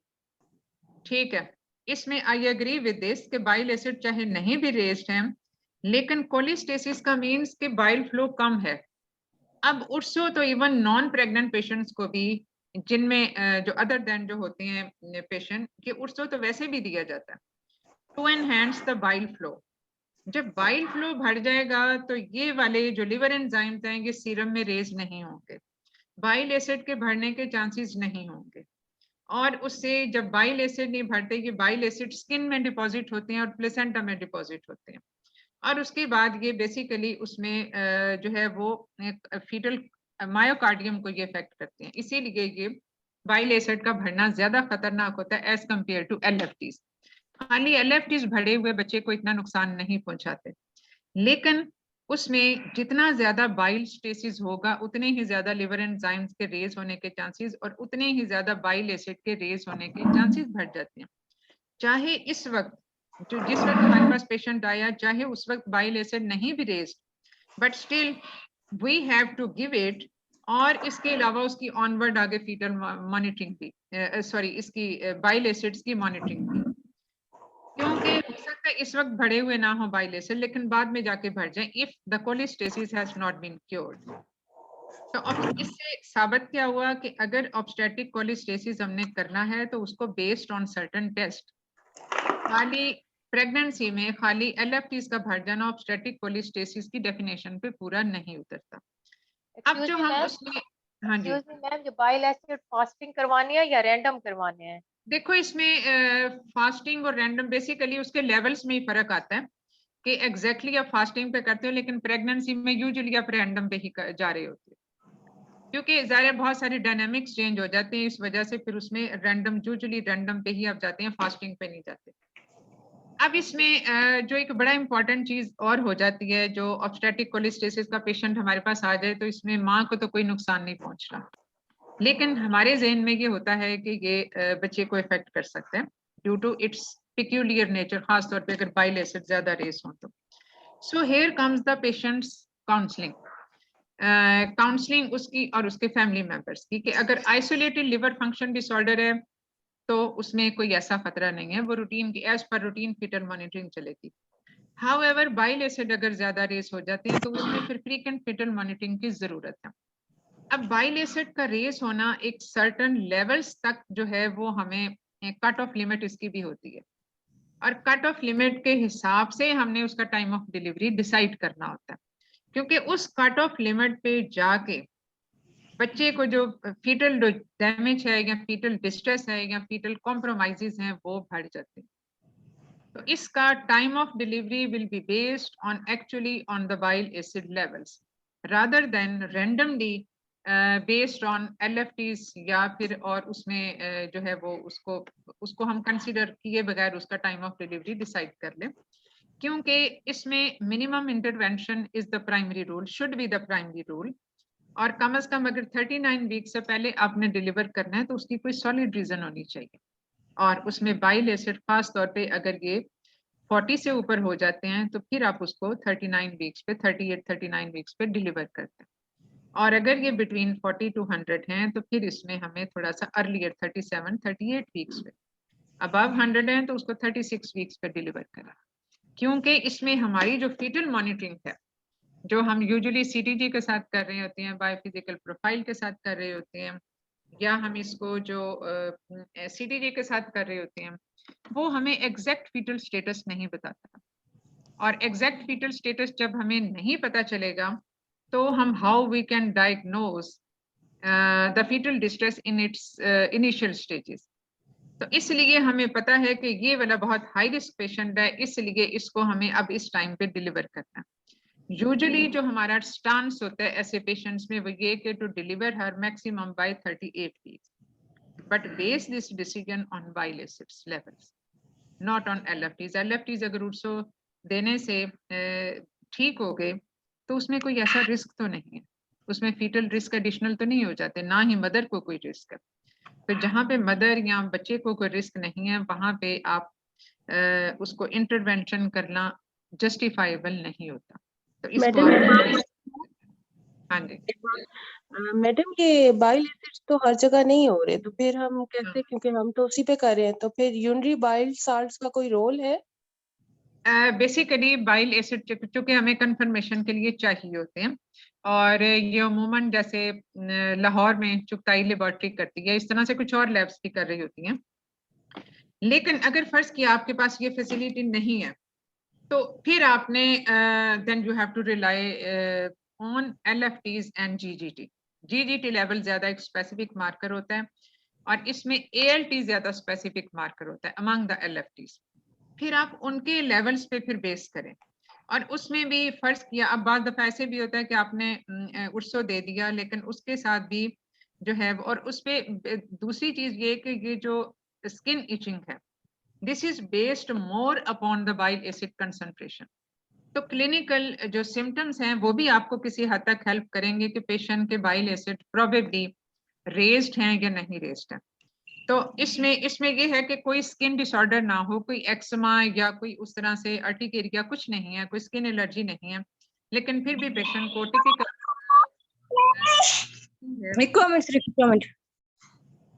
तो उस सूरत में फिर आपने उसकी क्लिनिकल कोरिलेशन करनी है with the LFTs and GGT with the clinical symptom, फिर आप उस पे बेस करें। ठीक है, तो ये चीजें हैं फिर जिस पे आप if you don't have the facility of bile acid तो फिर आप इन चीजों पे रिलाई करते हो। और ऐसे केसेस में फिर ज्यादा सेफ ऑप्शन या वर्सनिंग, फर्ज किया इसमें वर्सनिंग सिम्टम्स हैं इसके इचिंग के, और एलएफटीज ठीक नहीं हो रहे बावजूद उर्सो देने के। उर्सो की भी एक मैक्सिमम और मिनिमम डोज होती है और इसको आपने उसके हिसाब से देना होता है। Maximum you can go up to 500 milligram 3 times a day 8 hourly के हिसाब से, और मिनिमम आप 250 मिलीग्राम ट्वाइस दे सकते हो। लेकिन बावजूद अगर मैक्सिमम डोज देने के भी पेशेंट के सिम्टम रिलीव नहीं हो रहे और उसमें उसके एलएफटीज भी ठीक नहीं हो रहे तो expect that bile acids must be raised. ऐसी सूरत में in absence of bile acid concentration आप उसको preferably between 37 and 38 week, rather preferably at 37 weeks आप उसको डिलीवर कर लें। उसमें ज्यादा फिर सेफ ऑप्शन यही होती है। Direct section is never indicated, वो फिर go according to the obstetric indications. और इसमें जो है वो फिर आपको जैसे स्टेटोरिया हो गया, उसमें विटामिन के देना नहीं देना, पीटीए पीटीटी करवाना है नहीं करवाना है, ये सब चीजें हैं जो फिर आप उसको फिर आपने हिस्ट्री पे और सिम्टम और साइंस पे ज्यादा रिलाई करना होता है and on the available parameters. ठीक है मैम, एक ये भी था विटामिन के बारे में कि ये नियोनेटल अनीमिया करता है, हीमोलिटिक अनीमिया, तो around the time of delivery ना दें, इसका क्या है मैम? इसमें हीमोलिटिक एनीमिया के साथ इसकी जो एसोसिएशन है विटामिन के की, that I am not sure about, लेकिन ये है कि इसको ज्यादातर 36 वीक से पहले ही दिया जाता है।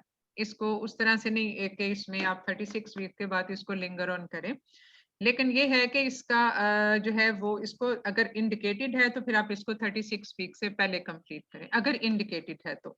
क्योंकि देखो इसमें विटामिन के डिपेंडेंट फैक्टर जो है वो कम हो रहे हैं, वो कम बन रहे हैं, और डेफिनेटली अगर वो कम बनेंगे तो उसमें पीटी इफेक्ट होगा, विटामिन के डिपेंडेंट फैक्टर का जो मेन मार्कर होता है। तो इसलिए उसमें पीपीएच के चांसेस, ये सब चीजों के चांसेस बढ़ जाते हैं। ठीक है, अब इसमें जो डिफरेंट चीजें होती हैं जो कि बेसिकली आप जॉन्डिस इन प्रेगनेंसी की जो बात करते हैं।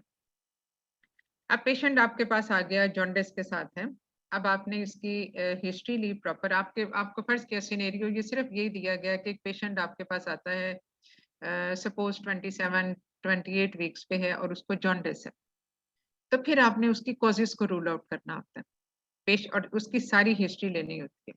अगर एग्जाम में आपके पास सिर्फ ये सिनेरियो है कि पेशेंट आ गया जॉन्डिस के साथ, how you will evaluate her further, तो ये हिस्ट्री से ही शुरू होता है। हिस्ट्री में फिर इंपॉर्टेंट चीजें आपने पूछनी होती है, इंपॉर्टेंट चीजों में आपने वो फैक्टर्स रूल आउट करने होती हैं जो इंट्रा हेपेटिक फैक्टर हैं और एक्स्ट्रा हेपेटिक फैक्टर हैं।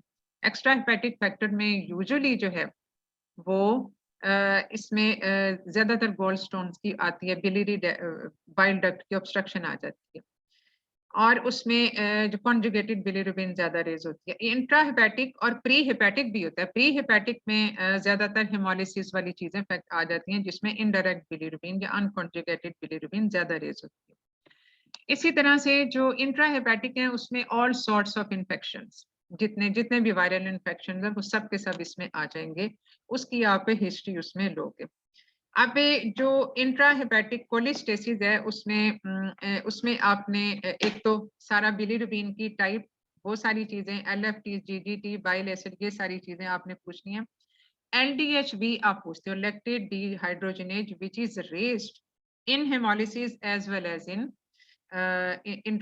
इंट्राहेपेटिक कोलिस्टेसिस, यानी इन्फेक्टिव जो पैथोलॉजी होती है उसमें LDH का फिर एक रोल आ जाता है। अब जो एक्स्ट्रा हेपेटिक है उसमें LDH नहीं आता, उसमें मार्केडली रेज्ड होते हैं कॉन्जुगेटेड बिलिरुबिन। अब इंट्रा हेपेटिक में चूंकि एक्चुअली लिवर पैथोलॉजी हो रही है, लिवर के अंदर ये प्रॉब्लम चल रहा है, उसमें LDH भी रेज होगा और उसमें कॉन्जुगेटेड बिलिरुबिन भी रेज्ड होगा। प्री हेपेटिक में अनकॉन्जुगेटेड बिलिरुबिन रेज्ड होगा और हेमोलिसिस में एज यू ऑल नो कि LDH रेज्ड हो जाता है। This is one of the marker of haemolysis, reticulocyte count भी और हेमोलिसिस LDH भी, ये दोनों मार्कर्स होते हैं।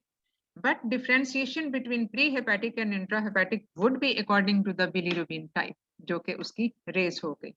तो इस तरह से ये जो होती है ना different demarcations between the different cases. अब ये सारी चीजें जो आपने बोलते जाना है, आपको एग्जामिनर बताता जाएगा कि इसमें इस तरह से आपने इसको इसकी हिस्ट्री में ये पॉइंट पॉजिटिव है, यानी जो आप पूछोगे वही आपको डेफिनेटली बताया जाएगा। एग्जामिनेशन पे जो आप पूछोगे वो आपको बता देंगे कि एग्जामिनेशन में जो आपने पूछा वो ये वाली चीजें पॉजिटिव हैं, या इन्वेस्टिगेशन जो आप पूछोगे, और आपने अल्टीमेटली फिर उसका डायग्नोसिस बनाना है and then how you will manage the case, और इसमें फिर पेशेंट की काउंसलिंग ये सब चीजें फिर चलती रहती हैं। बहुत कम कभी ऐसे होता है कि कंजेनिटल जो हो वो ये कंजेनिटल जॉन्डिस होता है। इसमें एडल्ट्स में तो कंजेनिटल जरा कम ही होता है, इसमें कोई ना कोई एंजाइम डेफिशिएंसी बेसिकली होती है, लेकिन चिल्ड्रन में ये बहुत कॉमन होता है, यानी the children born to the mothers जिनमें ये वाली जो प्रॉब्लम्स हैं ये हो सकती हैं। अब बाज दफा जैसे हम ऑब्स्टेट्रिक कोलिस्टेसिस की बात कर रहे थे कि इसका डायग्नोसिस कंफर्म होगा आफ्टर डिलीवरी, हम 4 to 6 वीक्स के बाद करवाते हैं क्योंकि इतना टाइम पीरियड लग जाता है उसको सेटल होने में। लेकिन सपोज एक पेशेंट है जो कि जिसका 6 वीक्स के बाद भी LFTs are raised, उसमें क्या आपका डायग्नोसिस बनेगा? Hepatitis B, C, A, E everything is negative, उसमें आपका क्या पॉसिबिलिटी हो सकती है? मैम इसकी हम एंटी माइटोकॉन्ड्रियल एंटीबॉडीज करवाएंगे। ऑटो इम्यून हो सकता है, और कभी-कभी ऐसे होता है कि बाइल डक्ट का इन्फेक्शन परसिस्ट कर सकता है जिसको हम कोलेंजाइटिस कहते हैं, as a result of obstructive cholestasis. ऐसा मैंने सिर्फ अभी तक एक ही पेशेंट अपने एक पेशेंट में देखा, उसकी बायोप्सी तक हो गई लेकिन उसका कोई अदरवाइज कोई ऐसी रीजन, कोई ऑटो इम्यून या कुछ भी उसका डायग्नोज नहीं हुआ। तो कभी कभी वेरी रेयरली, क्योंकि ये सेटल तो हो जाता है, लेकिन बहुत रेयरली कभी ऐसे होता है कि वो सेटल ना हो, तो उसमें फिर आपको बाकी वर्कअप की तरफ जाना पड़ता है, जिनमें डेफिनेटली वो सारा उसका लिवर स्कैन और LFTs को रिपीट कराना, ये सब चीजें, ऑटो इम्यून डिसऑर्डर्स को रूल आउट करना और लिवर बायोप्सी फाइनली ये फिर जरूरी हो जाती है। तो इसमें मेरा ख्याल है to some extent I am able to convey कि इसमें हमने थोड़ा सा कितना इसको जरा ग्रॉसली इसको हमने कवर कैसे करना है। मैम तो ये ऑटो एंटीबॉडीज होती हैं यहाँ पर, कर रहे हैं, एक्सपेंसिव नहीं हाँ, होती? एंटीबॉडीज एंटी माइटोकॉन्ड्रियल एंटीबॉडीज भी होती हैं, डीएनए आरएनए एंटीबॉडीज ये सब की सब होती हैं। डबल स्ट्रैंडेड डीएनए वो तो यूजुअली होता है। हाँ मैडम जी, ऑप्स कोलेस्टेसिस में मॉनिटरिंग में मैं खाली एलएफटीज कराएंगे कि साथ बाइल एसिड्स भी कराएंगे जो 1 बाइलेशन to तो 2 वीक? जरूरी है ना। अगर नेगेटिव भी आ गया, फर्ज किया पेशेंट आपके पास 30 वीक्स पे आया, उसको अमूमन ये सेकंड थर्ड ट्राइमेस्टर में ही प्रेजेंट करता है, क्योंकि देखो इसमें pregnancy associate non pregnancy associated में एक फर्क ये भी होता है कि नॉन प्रेगनेंसी एसोसिएट प्रॉब्लम अमूमन शुरू से चल रही होती है। जो प्रेगनेंसी एसोसिएटेड है, जो कि उसका प्लेसेंटा से बहुत ताल्लुक होता है, प्लेसेंटा मैच्योर होता है आफ्टर 20 वीक्स, तो उसमें ज्यादातर ये सेकंड और थर्ड ट्राइमेस्टर में ये प्रेजेंट करते हैं। तो इसमें जो है ये अगर फर्ज किया बाइल एसिड पेशेंट ने प्रेजेंट किया उन सिम्टम के साथ, आपने एलएफटीज की माइल्डली रेज्ड हैं, आपने अभी माइल्डली रेज्ड पे तो नहीं आप शुरू कर देते, आपने उसको मॉनिटर करना होता है। बाइल एसिड नॉर्मल होके फिर भी आप उसको रिपीट करें, मे बी उस कोलिस्टेसिस यानी वो बाइल जो जिसका फ्लो कॉम्प्रोमाइज है, जो फ्लो नहीं कर रही प्रॉपर बाइल डक्ट से, वो जितनी देर वहां पे बाइल रहता है उतनी ही उसकी एब्जॉर्प्शन बढ़ती जाती है, उतनी ही उसकी एब्जॉर्प्शन जो सीरम में है उसकी बढ़ जाएगी। सो प्रोबेबली बेसलाइन ठीक हो, लेकिन उसके बाद जब आप दोबारा से करवाते हैं तो फिर आपको एक्चुअल उसका स्टेटस पता चलता है, तो इसलिए इसको बार बार करवाना जरूरी है। This is one of the monitoring. बाज दफा ऐसे भी होता है कि आप उर्सो दे रहे होते हो मैक्सिमम डोजेस में, लेकिन एलएफटीज वहीं के वही रहते हैं, rather they tend to increase. ऐसा भी पेशेंट में ऑब्जर्व किया गया, वो बहुत ज्यादा बढ़ते जाती हैं, वहां पे भी आपको फिर इंडिकेशन होती है कि आप पेशेंट को डिलीवर करते हैं। और कोई क्वेश्चन, वरना हम इसको एंड अप करें, फिर काफी टाइम हो गया। मैम इसको बताएंगे प्री में कौन सी बिलिरुबिन बढ़ेगी? इसमें अनकॉन्जुगेटेड? प्री हिपैटिक में इनडायरेक्ट, देखो जब एक आरबीसी टूटता है उसके नतीजे में बिलिरुबिन तो बनती है ना, तो वो इनडायरेक्ट, क्योंकि अभी वो ये है जो अभी लिवर में नहीं गई बिलिरुबिन, वो मॉलिक्यूल नहीं गया, उसकी कॉन्जुगेशन जो होती है वो लिवर के अंदर होती है। तो अगर वो लिवर में पहुंचने से पहले वो एक उसका ब्रेकडाउन हो गया सारा आरबीसी का, और उसके बाद वो उसमें से निकल गया, तो वो तो अभी इनडायरेक्ट है यानी अनकॉन्जुगेटेड। ठीक है, चलें जी अब इसको खत्म करें हम आज की प्रेजेंटेशन को। अच्छा, दूसरी चीज हाँ जी आप लोगों से पूछना चाह रही थी वो ये कि आप जो आप लोगों के जो वीक एरियाज होते हैं तो वो जरूर हमें हाईलाइट कर दिया करें, ताकि हम उस पर अपनी डिस्कशन ज्यादा फोकस उन्हीं एरियाज पे करें। तो what do you think should be the topic of discussion for next Saturday? ये आपका सारों के साथ कंसेंसस के साथ होना चाहिए, यानी जो सबका एक कॉमन प्रॉब्लम है वो ज्यादा जी। Ma'am infections in pregnancy like dengue fever है, मलेरिया है, कोरोना वायरस है, ये चीजें। कोरोना वायरस मैम ये प्रेगनेंसी में इन्फेक्शंस लाइक डेंगू फीवर आ जाता है, या मलेरिया है, और इस तरह जो कोरोना की इन्फेक्शन, जीका वायरस, ठीक है, मतलब जो कोविड इन्फेक्शन जो हुआ, जी जी ठीक है, तो ये मतलब ये आप लोगों के वीक एरियाज हैं, ठीक है। अच्छा, और इसके अलावा कोई? मैडम सिन भी करा दें। क्या? सिन सर्वाइकल इंटेग्रिटी सिन नहीं करते, CIN करते हैं। अच्छा, और ठीक है। मैम पोस्टमार्टम CIN अच्छा ma'am postmortem complication specially depression, ये में नहीं आते मैनेज करना। ये साइकोलॉजिकल डिसऑर्डर है, ये बहुत इंपॉर्टेंट है, ये बहुत इंपॉर्टेंट है, ये वो है जो नेग्लेक्टेड एरिया समझे जाते हैं, क्योंकि साइकोलॉजिकल इश्यूज पे हम बात नहीं करते कभी भी, तो ये बहुत इंपॉर्टेंट चीज है जो, तो हम 2-3 चीजों को कंबाइन करके भी एक डिस्कशन में कर सकते हैं, ठीक है। तो इसमें जो है वो रैपिडली इसमें फिर वो हो जाएगा, ठीक है। मैम साइकोलॉजिकल डिसऑर्डर कर लेते हैं, उसकी काउंसलिंग वगैरह भी आ जाती है, और इस तरीके से ना। ठीक है, ठीक है, चलो ठीक, ओके। मैम Thank you, अगर ma'am. टाइम हो तो HRT अगर एक नजर डाल दीजिएगा। क्या HRT चीज? अगर टाइम बच जाए, हार्मोन रिप्लेसमेंट आपकी आवाज थेरेपी, समझ नहीं आ रही है क्या? Hormone replacement therapy. HRT, अच्छा, जिसको हम मेनोपॉजल रिप्लेसमेंट थेरेपी भी कहते हैं। ठीक है, HRT। चलो HRT पे बेसिकली फिर वैसे ये आपको शायद YouTube पे मिल जाए, ये एक दफा लेक्चर फॉर्म में मैंने पढ़ाया था जब ये हमारी क्लासेस होती थी, वैसे ही फेस टू फेस, तो शायद आपको कहीं मिल जाए, वरना अगर ना मिला तो फिर मैं दोबारा से वो बताती मैम है चैनल पे अवेलेबल है YouTube पे। हूँ। हाँ, है। ठीक है, फिर ये देख सकते अच्छा हैं। सा लेक्चर है आपका यूट्यूब पर, तो यूट्यूब पे चलो है ठीक आपका लेक्चर। नहीं होगा यकीनन, वो आप कंफर्म कर लेना इमरान साहब से, ठीक है? जी जी चलें। है यूट्यूब पर, ओके, यूट्यूब पर है। Okay, ma'am. Thank you, ma'am. Thank you, ma'am. Thank you, ma'am. Okay, It Allah was very Hafiz. informative. Thank you very much.